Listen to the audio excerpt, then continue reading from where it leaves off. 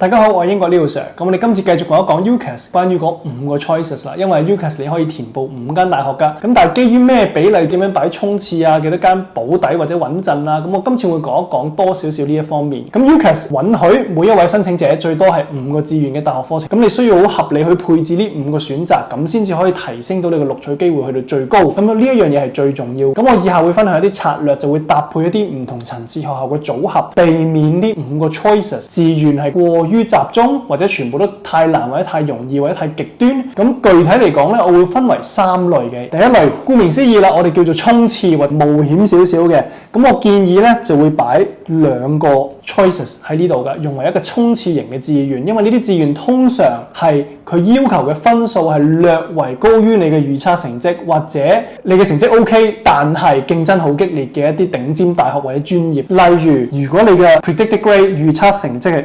AAB， 咁你就會將 AAA 呢啲成績擺為你頭2個志願啦。可能係牛津劍橋，或者可能唔係啦，咁冇所謂嘅。總之係要比你嗰個預測成績更加高，咁就為之衝刺。但係你揀呢一類型嘅志願嘅時候，你要有心理準備，就係你可能需要經歷一啲面試或者額外嘅考試㗎。咁呢集我上一次都講過㗎啦，所以你錄取嘅不確定性係會比較高嘅。如果你對於某一啲大學或者某一啲科目有好強烈嘅憧憬，而且相信係自己喺最佳狀態之下，我有希望，不妨試一試。因為作為衝刺嘅志願係可以接受嘅，但係就唔建議超過2個啦，因為你得5個總共。你如果揀咗2個，我認為已經係一個好合適嘅分配。第二，我哋稱呼為目標志願 （realistic 嘅 choices）。咁我認為都係擺2個左右嘅，作為一個中間符合你自身實力嘅目標學校，就係我嘅建議啦。咁呢啲嘅課程嘅錄取要求咧，就會大約等同你嘅預測成績，而且學校呢個競爭程度係適中嘅。好似我啱啱都講過啦，如果你本身嗰個預測成績係 AAB 嘅，咁你去到呢一個位嘅話，你揀嘅學校咧，其實都係 AAB，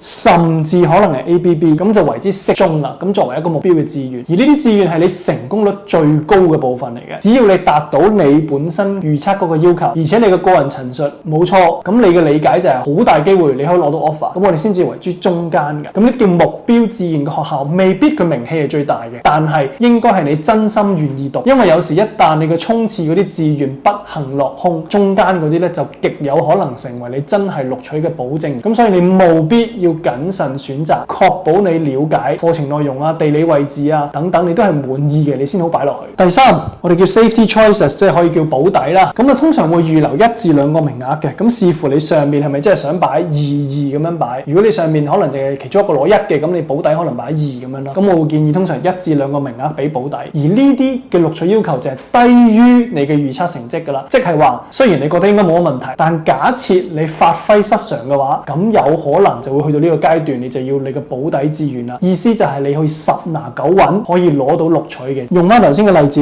如果你本身係 AAB 嘅，咁你可能呢個階段你揀嘅一啲保底，你真係要 BBB 啦。而最好就唔需要面試，通常亦都唔需要嘅。去到呢啲階段，保底志願嘅重要性就係在於，假設最壞嘅情況發生，你仍然有大學可以讀。咁通常個問題就係咁樣啦。當你揀保底嘅時候咧，你又唔會淨係睇佢個低分數要求嘅，你都要確定呢個課程你真係有興趣。如果學校環境你又可以接受，你又真係願意去讀，雖然唔係你最想去，但係你起碼願意去。因為真係有啲咩冬瓜豆腐或者最壞嘅情況之下，咁呢個會好可能係成為你唯一一個 offer 㗎。咁你始終要喺大學入邊度過3年嘅時光㗎嘛。咁一個理想嘅保底志願就係你雖然好容易攞到，但係你仍然樂於去嘅。咁我總結嚟講，可以理解為一個2-2-1啦，即係2個衝刺、2個目標、1個保底，或者你自己再修改一下，又由於學生會2個衝刺、1個擺中間，跟住2個保底。咁呢個你按照你自己嘅實際情況去自己做決定。但我認為呢一個組合能夠最大化去你嘅錄取嘅機會率，同時就算確保你只係攞到最低志願嘅 offer，你都會願意去接受。需要注意嘅就係非常重要一點，英國大學嘅申請係你係唔需要排序嘅，你嘅志願你只係填5個落去，但係唔會有先後次序嘅。咁各個志願係彼此去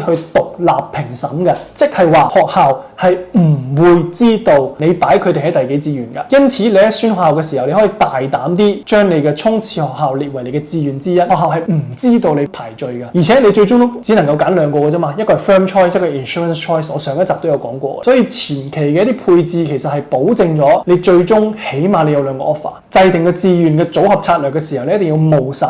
同埋一定要多元化，千祈唔好填晒一啲高不可攀嘅學校。你唔好浪費機會，但係你都要報啲穩陣啲嘅選項。咁你好合理咁去搭配高中低志願嘅話，確保不論你嘅結果如何，可能你考得好過你想象，又或者差過你想象，你都起碼有一個 choice 咯。你又可以衝刺啲好嘅，但係你亦都會有一個比較穩陣嘅選擇。咁樣嘅話，我認為先至係最適合自己嘅一個未來道路嘅一個安排咯。咁我希望今集嘅內容可以幫到你。如果你認為今集嘅內容有用嘅話，俾個讚我，分享俾你嘅朋友，訂閱我哋嘅頻道，最好撳一撳鐘仔，我哋下次有新片可以隨時通知你。咁我哋下次再講英國教育嘅其他主題啦。我係英國呢度Sir，拜拜。